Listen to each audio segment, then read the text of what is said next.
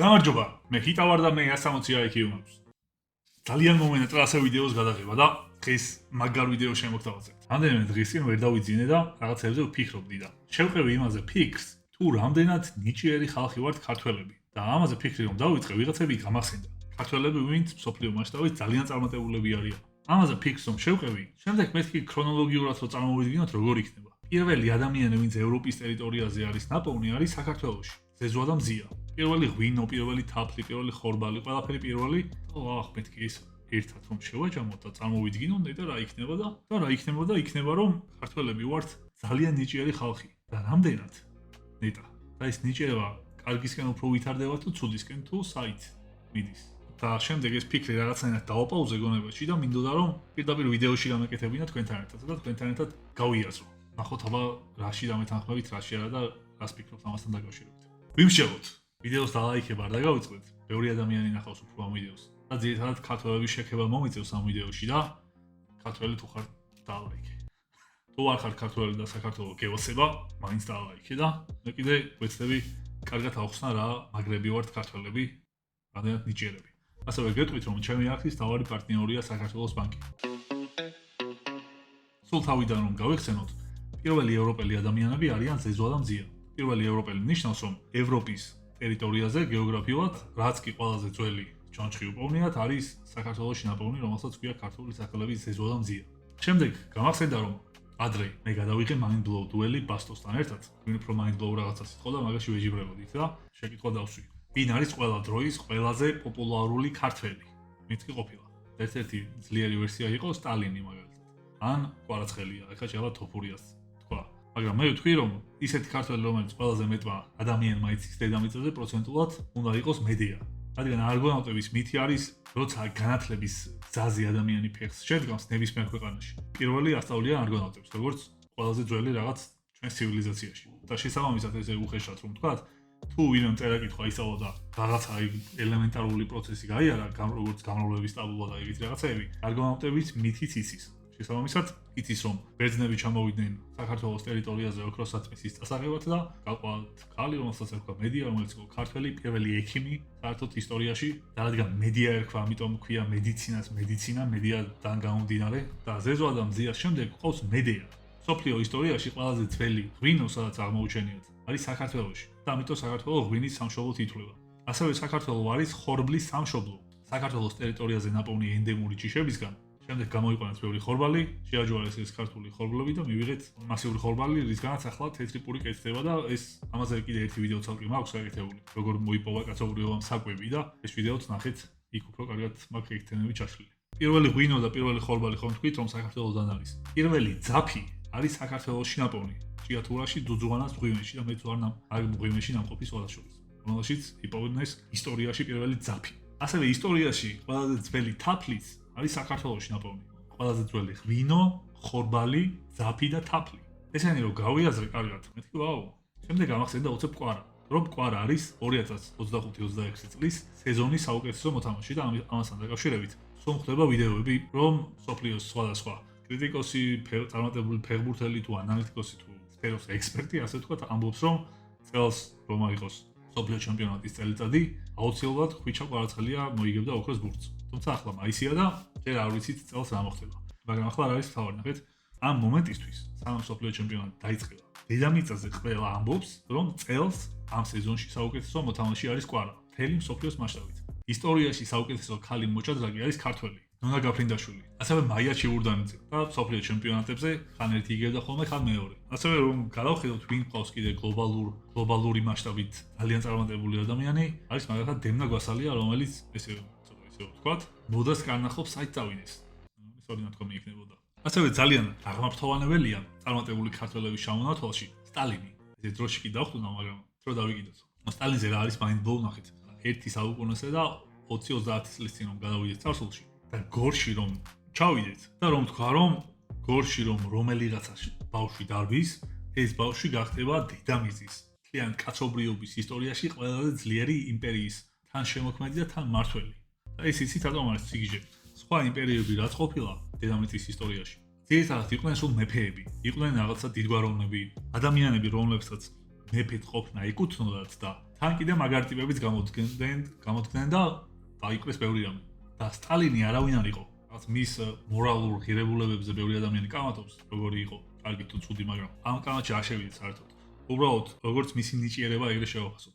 თორელი ბავშვი ხდება დედამიწის ისტორიაში ყველაზე წარმატებული იმპერიის მმართველი. და ეს იმპერიას იბარებს, რომელშიც ყველაზე განვითარებული ტექნოლოგია არის გუთანი და მისი სიკვდილის დროს უკვე ქვეყანას აქვს ატომური ბომბი. ისეთი რეჟიმი შექმნა, რომელიც მისი სიკვდილიდან კიდე დაახლოებით 40 წელი ესე ინერციით გასტანს. ეს ხო სიგიჟია. ასევე ამ ყველაფერზე ფიქრის დროს დამახსენდა გიორგი გურჯიევი, რომელზეც მაქვს ადრე ვიდეო გაკეთებული. გიორგი გურჯიევი დაიბადა თბილისში, შემდეგ ტიბეტში იმოგზაურა დიდხანს, ბოლოს ევროპაში ცხოვრობდა და იქ ევროპელმა თავადებმა თუ ლორდებმა სასახლეები და რაღაცები აჩუქეს და ითვლება ადამიანად, რომელმაც გავლენა მოახდინა თან სტალინზე და თან ჰიტლერზე ერთდროულად და ორივეს იცნობდა. ეზოთერიკაში და მსგავს საკითხებში გიორგი გურჯიევი ითვლება სოფლიო მწვერვალად, რომლის რაღაცა იდეების და ხედვების და ყველაფრის მიმდევარი იყო, მაგალითად, შემდეგ ოშო. ოშო იყო პერსონა ნონ გრატა სოფლიოში, ინდოელი ადამიანი, რომელმაც ინდოეთში შექმნა რაღაცა უზარმაზარი კომუნები, სადაც მთელი სოფლიოდან ჩადიოდა ხალხი, თავის ყველანაირ სიმდიდრეს წირავდა ამ კომუნას, ერთ თეთრ ხალხს იღებდა და იქ ცხოვრობდა და ემორჩილებოდა იქაურობას. ამას აკეთებდნენ მილიონერები, მილიარდელები და ყველანაირი ჯიშის და რჯულის ხალხი. ეს თავისი კომუნა ამერიკაში გადაიტანა, იქაც დიდი ხანი აკეთებდა ამ ყველაფერს, თავისი რაღაც დასახლება შექმნა, ამერიკიდან შემდეგ გააგდეს და ისევ ინდოეთში წავიდა და წიგნებს წერდა და უამრავი მიმდევარი ყავდა დღემდე და დღემდე ყავს.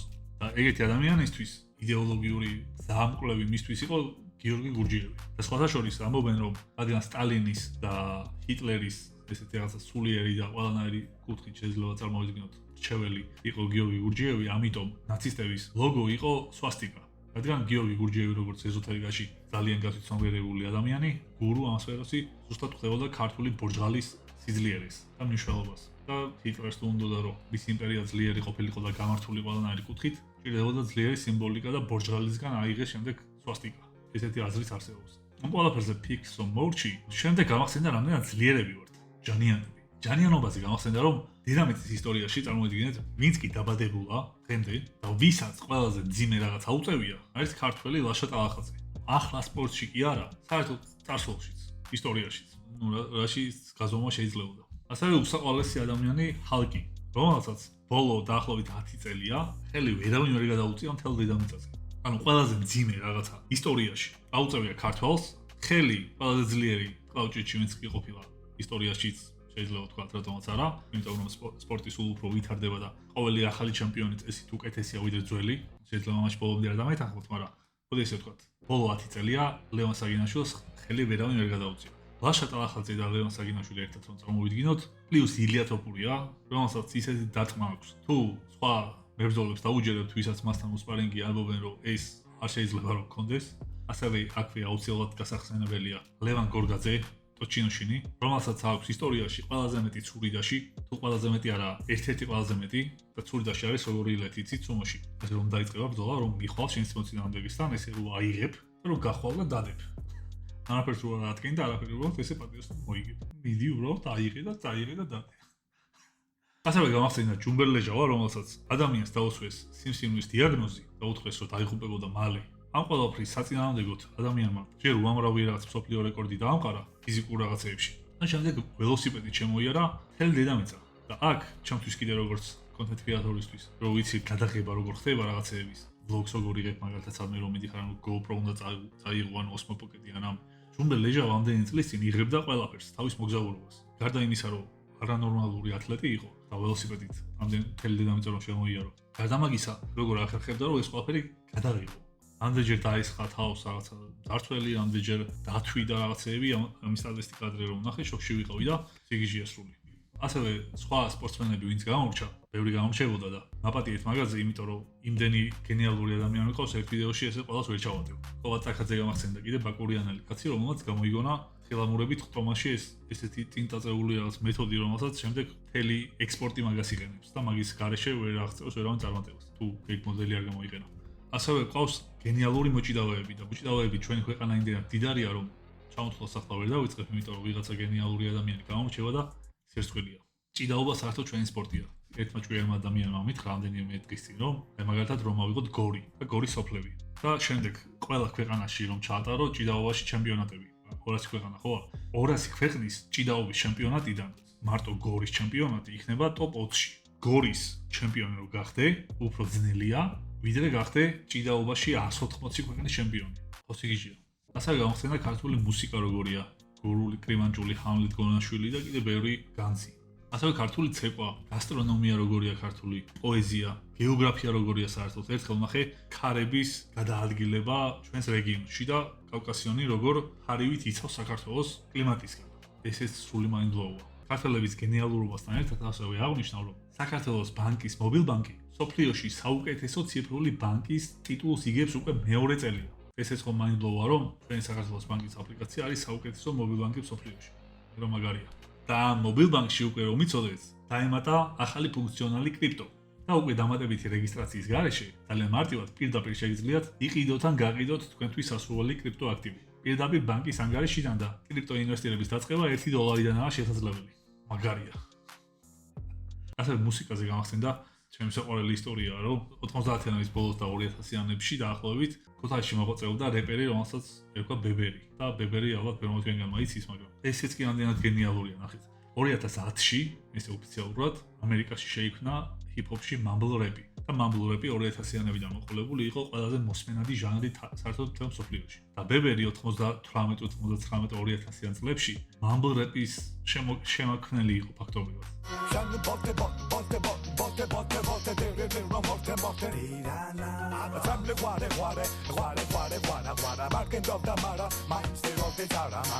ეს ყველაზე underrated რეპერია საერთოდ ალბათ საქართველოში და გულები დაუწერეთ ბებერის. და კიდე ხო გაქვთ ბევრი კლიპი ნანახი ფილმის სიუჟეტივით რო იწყება.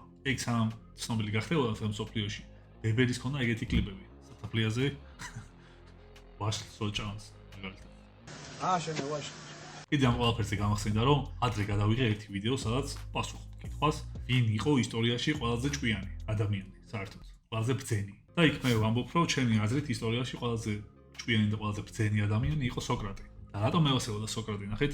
სოკრატე ესე თავისთვის ცხოვრობდა, ლოგიკა უყვარდა, ლოგიკა ევასებოდა და უბრალოდ ჭკვიანი ადამიანი იყო. არაფერი არ დაუწერია თვითონ, არაფერი მსგავსი არ გაუკეთებია, სოკრატეზე რაც ვიცით, არის ხვების დაწერილი სულ. აი მაგალითად პლატონიასაც წერდა, სულ სოკრატეზე წერდა. თვითონ სოკრატეს არაფერი არ დაუწერია. და სოკრატე როგორ ტიპი იყო? დადიოდა, ხან ბავშვებს, ხან დიდებს, ხან არ ქონდა მნიშვნელობა ვის, მიდიოდა და რაღაცებს ლოგიკურად ელაპარაკებოდა. და შემდეგ გაურცელეს ხმები მისმა მოსწავლეებმა ძირითადად დაიწყეს რომ თელს ქალაქში ხმების გავრცელება რომ სოკრატეო ყველაზე ბრძენიაო. და სოკრატეს ეგ არ მოეწონა, მე ვარ ყველაზე ბრძენიო. და იმათმა არა გინათ ვარა სოკრატე შენ ხარ ყველაზე ბრძენიო. სოკრატემ მე მოდი თქვენ დაგემტკიცებთ რომ არ ვარ ყველაზე ბრძენი. ნახეთ რა ვქნაო და დაგემტკიცებთ. და ვინც ეგონა რომ არის ყველაზე ბრძენი, მივიდა ეგეთ ხალხთან რომ ლოგიკაში გაეჯიოროს. რომ იმ ადამიანებმა დაჩაგრონ ლოგიკაში და შემდეგ იტყვის რომ აი იმათმა დამჩავრნეს და ისინი თუ არიან ჩემზე ჭკვიანები, მე ვერ ვიქნები ყველაზე ბრძენი. და მივიდა მაგალითად პოეტებთან. პოეტებთან ქონდა დაახლოებით ასეთი დიალოგი. თქვენ რატომ არ წერთ ახლა მაგალითად თქვენ შემოქმედებას? პოეტებმა უთხრეს რომ ჩვენ მუზას ველოდებით.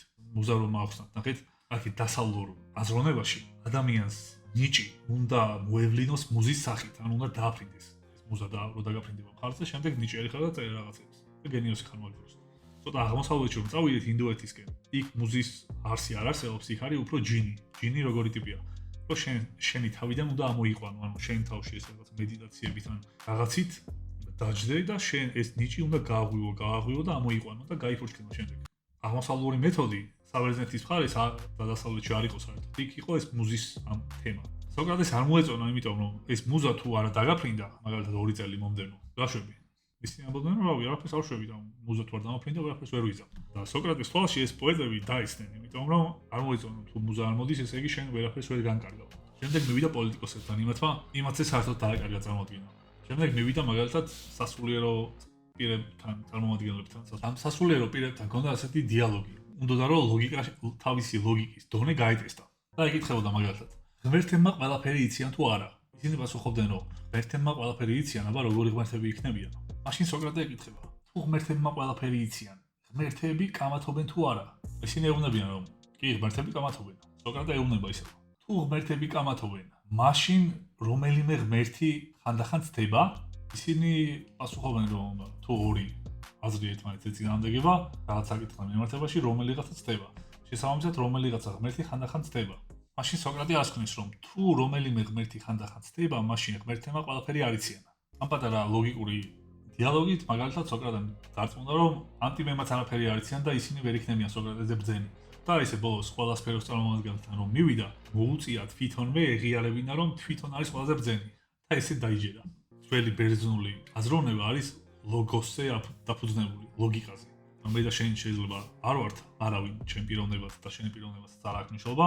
მნიშვნელობა აქვს იმას, თუ ჩვენი ლოგიკა რამდენად თანმიმდევრულია და როგორ შეგვიძლია მსჯელობა. და ერთი ადგილიდან მსჯელობით როგორ უნდა მივიდეთ სხვაგან.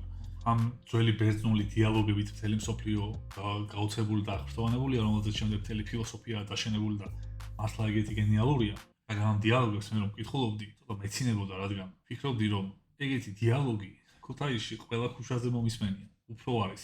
აქ რო იყო რომ ღმერთებმა ყველაფერი იციან თუ არა და მაშინ აქედან ის გამომდინარეობს და თუ აქედან ის გამომდინარეობს, მაშინ ეს იმას ნიშნავს და თუ ეს იმას ნიშნავს, მაშინ ეს ესეა. და ეს რო არის მაგალითად სამსაფეხურიანი ლოგიკა, მე ქუთაისში მომისმენია 15-იანი და 20-იანი, რომელიც იყო ძალიან შეულებრივი. და ქუთაისზე როცა ვფიქრობ, თუ რატო არის გენიალური და ქუთაისლებს ზოგადად ყველას გვახასიათებს ქუთაისის რაღაცა ძალიან ზემდგომად წარმოჩენა. ანუ ამას თავისი საფუძველი აქვს, უბრალოდ ეს იმდენად რთული ასახსნელია, რომ ვინც ქუთაისელი არ არის, იმას ცოტა ისე რაღაცა ყეყეჩობა შეიძლება ეჩვენებოდეს ქუთაისელისგან ქუთაისელის ქება.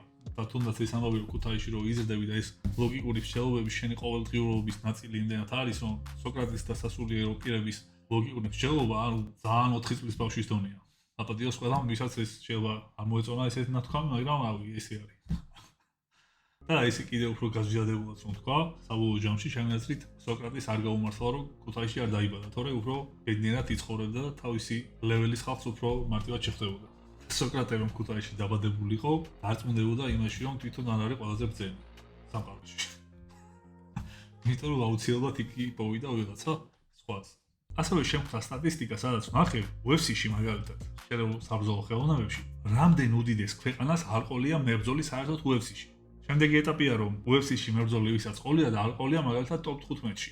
ქამარზე ხო ზედმეტია საერთოდ ლაპარაკი. მაგალითად ერთ-ერთ ყველაზე საბრძოლო ხელოვნებებში ძირძველ ქვეყანას იაპონიას არ ყოლია ჯერ მსოფლიო ჩემპიონი და საქართველოს ოფიციალურად აქვს უკვე 3 ქამარი. ერთი მერაბდვალიშვილმა მოიგო და 2 ილია თოფურია. შემდეგ UFC-ს მებრძოლებზე რომ დავფიქრდი, რატომ არის მერაბდვალიშვილი გენიოსი, ამასთან დაკავშირებით ცალკე ვიდეო მიდევს. და მოდი აქ აღარ ახსნი, თუ ვინმეს ძალიან გაინტერესებთ იმ ვიდეოს უყურეთ. ასევე ილია თოფურიაზეც ბევრს არაფერს არ ვიტყვი, იმიტომ რომ ილიაზე ისედაც ყველა ლაპარაკობს. ილიაზე ერთი იმას ვიტყვი, მოდი რომ MMA-ის ისტორიაში ვინც კი ყოფილა ყველაზე ძლიერი მებრძოლი, ყველაზე ტალანტური, რომელთანაც ახლოსაც არავინ არ ყოფილა, ეს იყო ჯონ ჯონსი, რომელსაც პიროვნების ცუდი თვისებების გამო შეუფერხდა თუ ვერ გახდა, ასე ვთქვათ, სპორტის სახე. ვერც თვითონ MMA-ის სახი და თვითონაც ვერც სპორტის. მიუხედავად იმისა, რომ მისი საბრძოლო უნარები იყო ძალიან მაღლა, სხვათან შედარებით. ასევე ვისაც შეეძლო კიდე MMA-ის სახე გამხდარიყო, იყო კონორ მაკგრეგორი, რომელსაც საბრძოლო უნარებიც უწყობდა ხელს, ეს სელებრიტის იმიჯის მორგებაც შეეძლო, მაგრამ გაფუჭდა.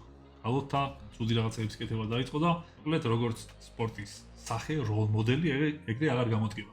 ილია თოფურია შეიძლება უკვე არის MMA-ის სახე თავიდან ბოლომდე. ეს არაფერია ჯერ. იმიტომ რომ ილია თოფურიას აქვს შანსი გახდეს MMA-ის სახე კი არა, ზოგადად სპორტის სახე, როგორც არის მაგალითად ჯორდანი, მესი ან რონალდო და კიდევ რამდენიმე ადამიანი. და მაგისთვის რა არის აუცილებელი? იყო ისეთივე ტალანტი და ზემდგომი შენ სპორტში, როგორც არის მაგალითად ჯონ ჯონსი, იყო ისეთივე სელებრიტი და პერსონალურაზეც ლაპარაკობენ, როგორც არის კონორ მაკგრეგორი და ეგიც აქვს, ჯონ ჯონსაც აქვს, ეგიც აქვს, კონორ მაკგრეგორსაც აქვს, ეგიც აქვს და პიროვნულადაც იდეალური ადამიანია. და როგორც როლ მოდელს იცით რა გულისხმობ, რომ მაგალითად ილიას პლაკატს რო ჩამოკიდებენ სპორტ დარბაზში, წვრთნელები ეტყვიან ბავშვებს, თქვენ ილიასნაირი კაცი უნდა გაიზარდოთ, თუ ეგეთი მაგის თქმის საშუალება რომ ექნებათ. ეგ აუცილებელია, ეგ არც კონორ მაკგრეგორზე ხონდათ და არც ჯონ ჯონსზე. აი მნიშვნელოვანია, იმიტომ რომ თავები უნდა აღიზარდოს შემდეგ ლეგენდაზე, რომელიც სხვა კრიტერიუმებსაც უნდა აკმაყოფილებდეს. ასევე ალექსანდრე თოფურია, რომელიც უნიჭიერესი ადამიანია და ველოდებით კიდე მისი კარიერის განვითარებას, ისიც ქამრის პრეზიდენტია. ასევე გიგა ჭიკაძე, MMA მიყვარს, როგორც იცით და ამ სფეროს კარგად ჩავშლი. გიგა ჭიკაძე არის მებრძოლი, რომელიც ერთ ბრძოლაში იყო საჩემპიონო ჯგუფთან. და როგორც გითხარით, სოფლიოში ბევრად არის ქვეყანა, რომლის მაცხოვრებელი 100 მილიონზე მეტია და UFC-ში მებრძოლი საერთოდ არ ყოლია. და გიგა ჭიკაძე მაგალითად არის მებრძოლი, რომელიც ერთ ჯგუფში იყო საჩემპიონო ბრძოლასთან, რომლის სახელობის დათმაც არსებობს გიგა კიკი. და გიგა, იმიტომ რომ გიგას ქვია გიგა, და პლუს გიგა არის რაოდენობის აღმნიშვნელი და ბევრია, როგორც მეგა, ეგრე არის გიგა. და ორი მნიშვნელობა აქვს. მაგრამ გიგას რომ ერქვას სხვა ქართული რაიმე სახელი, მაგალითად ვეფხია. ვეფხია ქიქი იქნებოდა. და ზოგადად MMA-ში ესე მებრძოლების სახელები ქვია რაღაცა ილეთებს, მაგალითად კიმურა. კიმურა იყო ადამიანი, რომელმაც ეს ილეთი გააკეთა და შემდეგ დარჩა. სულუევი კიდე და რაღაც, მაგრამ ძირითადად ჩოუკებს ქვია. დარტყმას ესე არ მახსენდება რომ გიგა ქიქისნაირი დარტყმა კიდე არსებობდეს, იმიტომ რომ დარტყმებს სულ თავისი სახელებია. რომან დოლიძე რომ ავიღოთ მაგალითად 21 წლის ასაკში იყო ადამიანი პროფესიონალი მეკარე ფეხბურთში. შემდეგ ჯიუ-ჯიტსუს მსოფლიო ჩემპიონი გახდა ბევრჯერ. შემდეგ MMA-ში გადავიდა, UFC-ში აიყვანეს და 2 წონის ტოპ-10-ში შევიდა. და ისიც ერთ ბრძოლაში იყო საჩემპიონო ჯგუფთან. და 2 წონის ტოპ-10-ში რომ იყო ადამიანი, წარმოედგინეთ, არსებობს უამრავი უდიდესი ქვეყანა, რომელსაც ტოპ-15-ში არასდროს არ ყოლია მებრძოლი. თან რომანმა ისეთი ილეთები გააკეთა, რომელიც ბრაზილიაში ჯიუ-ჯიტსუს სკოლებში, კაკეთილებში განიხილავენ რა გენიოსობებს აკეთებდა. გააკეთებს კიდე. და თან კიდე ერთი ფაქტორია ესეთი, რომ ზოგადად შერეულ საბრძოლო ხელოვნებებში, ვინც კი წარმატებული ხდება, ძირითადად არიან ისეთი ტიპები, ვინც ბავშვობიდან ამ თემაშია. მაგალითად, მამამის ჰქონდა რაღაცა საბრძოლო დარბაზი ან დოჯო ან რაღაცა და ეს ბავშვი გაიზარდა. და 4 წლის ასაკში უკვე რაღაც ტურნირებზე გადიოდა ჭიდაობის მაგალითად. და საერთოდ ამბობენ, რომ ჭიდაობა ზრდასრულ ასაკში არ ისწავლება. ის მოძრაობები და რაღაცა ცნობა, როგორც ხდება ჭიდაობა, ბავშვობაში თუ არ აითვისე, შემდეგ ძალიან ძნელია თინეიჯერობის შემდეგ. და ვერ სწავლობენ ხოლმე. თითქმის არ არსებობს ამ სფეროში მებრძოლი, რომელიც ეს დიდ სცენაზე ვნახეთ და შემდეგ ჭიდაობა ისწავლა. ეგეთი იყო მხოლოდ ერთადერთი ჯორჯ სენტ-პიერი. მეტი არავინ არ ყოფილა. ვინც ეს ჭიდაობა უცებ აითვისა. და ეს რომანი ამ ყველაფერში საერთოდ არ ჯდება. ამ ყველაფერზე ფიქრის შემდეგ დავფიქრდი იმაზე, რომ ეს ადამიანები, ვიზეც მე დღევანდელ ვიდეოში ვისაუბრე, არიან ადამიანები, რომლებიც მსოფლიო მასშტაბით არიან ძალიან წარმატებულები თავის სფეროში და არიან თან ქართველები. მაგრამ შემდეგ ვიფიქრე, რომ თუ ქართველი ადამიანი ქართულ ენაზე ქმნის რაღაცას და ის არ არის მსოფლიო ბაზრისთვის, ასე ვთქვათ, ის უფრო ნაკლებად ნიჭიერი ხო ვერ იქნება, რადგან მხოლოდ ქართველებმა ვიცით. და შემდეგ გამახსენდა ეგეთი ხალხი. მაგალითად, შოთა რუსთაველი, რომელმაც ვეფხისტყაოსანი რომ დაწერა, ჩემი აზრით, ვეფხისტყაოსანი არის ყველაზე ძვირფასი და გენიალური რამ, რაც კი ადამიანს დაუწერია. არაფერი არ არის სხვა, რაც ვეფხისტყაოსანზე მაღლა დგას. შეიძლება მთელი მსოფლიოს ნაწერები დავარქვათ, მოდი რაც კი დაწერილია ყველაფერს, შეიძლება რაღაცეები დაუყენო გვერდით რამდენიმე, მაგრამ ვერაფერს ვერ დააყენებ ვეფხისტყაოსანზე მაღლა. ვეფხისტყაოსანს რადგან გლობალურ მასშტაბზე არ აქვს სიმხელა აღიარება, რომელსაც უნდა კონდეს, ეს აკნინებს თუ არა ვეფხისტყაოსანს. მისი წერის სტრუქტურის და კიდევ ბევრი რაღაცის გამო თარგმნა თითქმის შეუძლებელია, რომ ის მთავარი აზრები ისევ ავთენტურად შეინარჩუნო. ჩემი აზრით არ აკნინებს. მაგალითად, ვინ არის კიდე ძალიან დიდი მასშტაბის გენიოსი, მაგალითად ვაჟა, მაგალითად ბარათაშვილი, მაგალითად გალაქტიონი. ადამიანი, რომელიც იღებს გადაწყვეტილებას მისი შემოქმედება ქართულად იყოს თუ გლობალურად, არ გასაზღვრავს მისი გენიალურობის მასშტაბს. მაგალითად, ილია თოფურია რომ საქართველოში მოღვაწეობდეს და საზღვარგარეთ საერთოდ არც წასულიყო და არც ეშხულა, მაგრამ იგივე განვითარების ტემპი რომ ქონოდა, ხო არ იქნებოდა უფრო სუსტი მებრძოლი. ეს ქართველი გენიოსები რომ წარმოვიდგინოთ, რომ ჩოთას რომ დაეწერა ისეთ ენაზე, რომელიც მთელი მსოფლიოსთვის გასაგები იქნებოდა, ან დიდი ნაწილისთვის, ან ვაჟას დაეწერა ეგრე, ან გალაქტიონს დაეწერა ეგრე. ისინი იქნებოდნენ მსოფლიოში თავის იმ მიმართულების დომინანტები. მაგრამ მე არ ვამბობ, რომ ასე უნდა მოქცეულიყვნენ, ან ეს მოქცევა სწორი. უბრალოდ ვცდილობ გავაანალიზო, რას ნიშნავს. იმიტომ რომ დღევანდელ რეალობაში უკვე როცა რაღაცეების გაკეთება მარტივია, ინგლისურად თუნდაც ან რაღაცა ეგრე, გლობალური ბაზრისთვის. მაგალითად, ქართულ მუსიკოსებს დღეს ეუბნებიან, რომ ინგლისურად რო ჩაწერო, იქ მულტიმილიონერი შეიძლება გახდე, ვიდრე ქართულ თემაში შეიძლება ვერაფერს ვერ მიაღწიო, მაგრამ ფინანსური კუთხით. მაგრამ ეგრე ხო ქართული დაიკარგება. ეგრე თუ მუსიკოსებმა მხოლოდ ინგლისურად დაიწყეს ჩაწერა, წელებმა თუ ინგლისურად წერეს, იუთუბერებს მაგას ყველაზე მეტად გვეუბნებიან, რადგან ჩვენ ახლა რასაც ვაკეთებთ, ერთ-ერთში რომ პროპორციულად იგივე რაოდენობის ხალხი ან მაგის მე-1000-ი მაინც გვიყურებდეს, პროპორციულად იმ ქვეყნის, მაგალითად ამერიკის, ყველა ქართველი შემოსავალი იქნებოდა თვეში მინიმუმ 50 მილიონზე მეტი. და ეს შეიძლება მხოლოდ მონეტიზაციის თანხა ყოფილიყო და თქვენ თუ გონიათ, რომ ის იუთუბერები, ვისაც მაგდენი შემოსავალი აქვს გლობალზე, ქართველ იუთუბერებს ბევრი უნარით აღემატებიან, ეგრე საერთოდ არ არის. ახლა შემიძლია ჩამოთვალო მინიმუმ 10 ქართველი იუთუბერი, რომელიც ამერიკაში რომ იყოს და ინგლისურად რომ მოღვაწეობდეს, ახლა ეყოლებოდა 10 მილიონი გამომწევი და 10 მილიონი დოლარი შემოსავალი თვეში. მაგრამ საბოლოო ჯამში ამ ყველაფერი შემოსავლამდე არ დადის და იქამდე თუ რამდენი მილიონი ადამიანი გიცნობს. ალბათ ეგრე ციფრებით აფასდება და შენი გული როგორც კი განახებს, ეგრე უნდა ქნა. იმიტომ რომ რაღაცას რო აკეთებ, თითქოს იცი და გძნობ რისთვის აკეთებ. ამ თემაზე საბოლოო ჯამში იქამდე მივედი, რომ თუ გინდა რომ მსოფლიო ჩემპიონი იყო რაღაცაში, უნდა იყო მსოფლიო ჩემპიონი. და თუ გული განახობს, რომ რაღაცა წერო, რაღაცა აკეთო ქართულად, უნდა აკეთო ქართულად. და ის ჩვენ თვითონ უნდა განსაზღვრო. და ორივე საპატივცემულოა თანაბრად. და კიდე რომ მიცოდეთ, თქვენ მაგალითად მე, Bill Gates, Elon Musk და კიდე ვიღაცა ტიპს, რომელიც აფრიკაში ცხოვრობს, ერთადერთი რამ გვაქვს საერთო რესურსის კუთხით. ეს რესურსი არის დრო. ყველა ადამიანს 24 საათში აქვს 24 საათი. რაც არ უნდა მდიდარი იყო და რაც არ უნდა ღარიბი იყო, განსხვავებული დრო ვერ ექნება. და როცა რაღაცის გაკეთებას ცდილობთ, ეგ გაიხსენეთ სულ, რომ ვინც თქვენზე მეც აკეთებს, ან თქვენზე მეც მიაღწია, ან როგორ დონეზეც არ უნდა იყოს ის ვიღაცა ვიზიც ფიქრობს. იმასაც უბრალოდ შენდენი დრო აქვს. და ერთადერთი რაც ამ დროში შენ ეფექტურად გაქცევს და სხვაზე უფრო მომგებიანად შედარებით არის შენი ფოკუსირების უნარი. ეს თუ შემიძლია რაღაცაზე 7 საათი ფოკუსირდე და შენ თუ შეგიძლია დღეში 1 საათი ფოკუსირდე რაღაცა სფეროში. ჩემი ერთ დღეში გატარებული 7 საათი. საქმეში მე ერთ დღეში რასაც წავიწევ წინ, შენ მომდები 1 კვირა. და ეს საათები იცით რა შვაშია. თუ ჩვენ ქართველები ვართ 3 მილიონი, 3 მილიონი რომ გავამრავლოთ 24-ზე, 72 მილიონია. ჩვენ 24 საათში ქართველებს გვაქვს 72 მილიონი საათი. და ისეთი ქვეყანა, რომელიც მოსახლეობაც მაგალითად 300 მილიონია, 24 საათში აქვს 9 მილიარდ 200 მილიონი საათი. და არსებობს ისეთი ქვეყნები, რომლებსაც 300 მილიონი კი არა, მილიარდი მოსახლეობა გაქვთ. აი ესე რომ დავითვალოთ ქართველებს რამდენი საათი გვაქვს და სხვებს რამდენი საათი აქვთ და ჩვენ ამ ჩვენი საათების ფონზე რამდენი რაღაცაში ვართ დომინანტი მსოფლიოში. გამოდის რომ სუპერ ნიჭიერი ხალხი ვართ, გენიალური ადამიანები ვართ და ჩვენი ქვეყნით და ჩვენი თავების უნდა ვიამაყოთ. ბევრი ცუდი რაღაცაც გვაქვს, რაც უნდა გამოვასწოროთ და უნდა ვიშრომოთ და ამ ყველაფრის გამო რაღაცა ისეთ კბობაში და რაღაცაში არ ვიყოთ, მაგრამ ჩემი აზრით ეს უნდა გავაცნობიეროთ კარგად. შემდეგ ჩვენი ცუდი რაღაცებიც გავაცნობიეროთ და ესე უფრო რაციონალურად აღვიქვათ საკუთარ თავს და ყველაფერს. და კიდე რა არის იცით? იმის ახსნა თუ რატო გვაქვს ეხლა ბევრი ცუდი თვისება, ჩემი აზრით. საქართველოს ყველაზე დიდი მტერი ვინც ყოლია იყოს რუსეთი. ჯერ მეფის რუსეთმა რაც გვიქნა და შემდეგ საბჭოთა კავშირმა რომ დაგვიყრო. საბჭოთა კავშირმა ჩვენ რაც გაგვიკეთა ათწლეულების მანძილზე, როგორც ერს. მაგის ფონზე კიდე მაგრები ვართ. ეხლა მაგაზე საუბარი შორს დაგვიყვანს, მაგრამ ესე მოკლედ რომ ვთქვა, ნახეთ, შემოვიდნენ ქვეყანაში, ვინც კი განათლებული იყო, ან ვისაც სათვალე ეკეთა, რომ შეიძლება წიგნი წაეკითხა. ყველა დახვითეს. ბუდლები დახვითეს, ეკლესიები გადაღების. ეკლესიები იმიტომ გადაღების, რომ საქართველოში იყო ეკლესიები, რომლის ფრესკებიც უფრო ძველი იყო, ვიდრე მაგალითად რუსეთი არის თვითონ. წიგნები დაწვეს ქართული, ისტორია აკრძალეს, რელიგია აკრძალეს, ათეისტური სახელმწიფო იყო საბჭოთა კავშირი.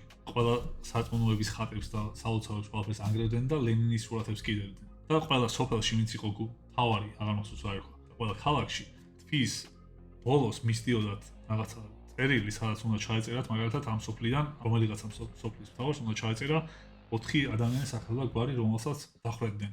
ან გაასახლებდნენ, უფრო დახრებდნენ. ყველა ქალაქში კიდევ ასე. ეს სოფლის მთავარი ვის ჩაწერდა იმ 4 ადამიანში, მაგალითად, ვინც ამ თვეში უნდა დახრებილიყო, ხო? ვინც შედარებით რაღაცნაირად პროტესტის გამომხატველია. 10 წლეულები ასე იფილტრებოდა სულ ადამიანები საქართველოში. ანუ ვინც კი რაიმის ცოტას გამოძრავდებოდა და რაღაცას მოიფიქრებდა, ყველას კლავდნენ. ჩვენი ბებიები და ბაბუები რომ ამბობდნენ, რომ საბჭოთა კავშირში კარგი იყო ცხოვრება და კარგი ქვეყანა იყო. ისინი ამბობენ დაახლოებით 70-იანი წლების საბჭოთა კავშირს, როცა სტალინი დაახლოებით 20 წლის მყარია და ეს ყველანაირი რეპრესიები და ყველაფერი შესუსტებულია. და აღარც არის. აი ხა მე რაც მოგიყევით, ეს ხდებოდა 1921 წლიდან მოყოლებული სულ სტალინის სიცოცხლემდე. ერთი ამბავია მაგალითად მეგრელთა საქმე ქვია. სადაც სტალინის ბრძანებით მეგრელები დახვიტეს. თუ სადმე თანამდებობაზე რამე მეგრელი არსებობდა, ყველა დახვიტეს. ათასობით ადამიანი. დიდ ქალაქებში ქუთაისში მაგალითად ჩამოაყენებდნენ ეს ვაგონს, ვაგონი უნდა შეევსოთ დასახლეთი ხალხით და იხვრიტებოდა. ამ რელიგიასთან, ისტორიასთან და ყველაფრის გაუფასურებასთან ერთად ოჯახის ფასეულობასაც ებრძოდნენ. რომ ოჯახი არ უნდა ყოფილიყო საერთოდ. უნდა ყოფილიყო მარტო ამხანაგი და ამხანაგი იყო ყველა ერთმანეთის. საბჭოელი იყო. ოჯახის ბრძოლაში მაგალითად რას აკეთებდნენ? ერთმა მამამ სიღარიბის და შიმშილის გამო მოიპარა სიმინდი, რომ ამ სიმინდით მისი შვილისთვის გამოეცხო ჭადი. ამ მისმა შვილმა, რომელსაც ჭადი აჭამა მამამისმა, წავიდა და იჩილა, რომ მამამისმა ესე კოლმეუნეობას თუ რაღაცა. ეხელს მოპარა ეს რამდენიმე წელი სიმინდი და მამამისი მოკლეს, დახვრიტეს. შვილი გახდა გმირი.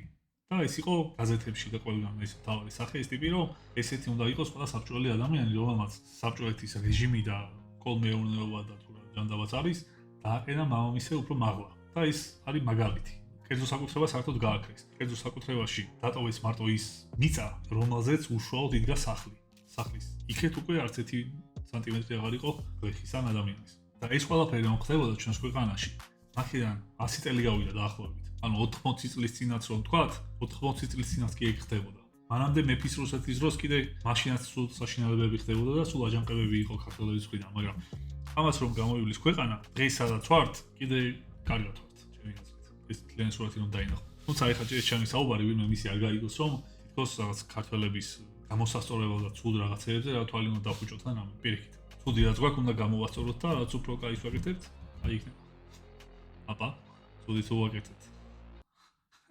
ამ ვიდეოზე არ მიმუშავია საერთოდ. ერთხელ რაც გავიფიქრე იმ ღამით, ეგ იყო და ახლა გავაგრძელე კიდე. და ესე ერთხელ უბრალოდ დაფიქრების დონეზე რაც მოვიდა ეგა და კიდევ ბევრი რამის დამატება შეიძლება კარგად რომ დაფიქრდეთ. თქვენს თუ რამეს დაამატებდით და კომენტარით. მოდი ერთმანეთის კომენტარებით დავიკითხოთ კარგად გულდასმით და იქნებ თქვენც შემატოთ ბევრი რამე რაც ჩვენს ესე თვალსაჩინოს გაზრდის ამ თემასთან დაკავშირებით.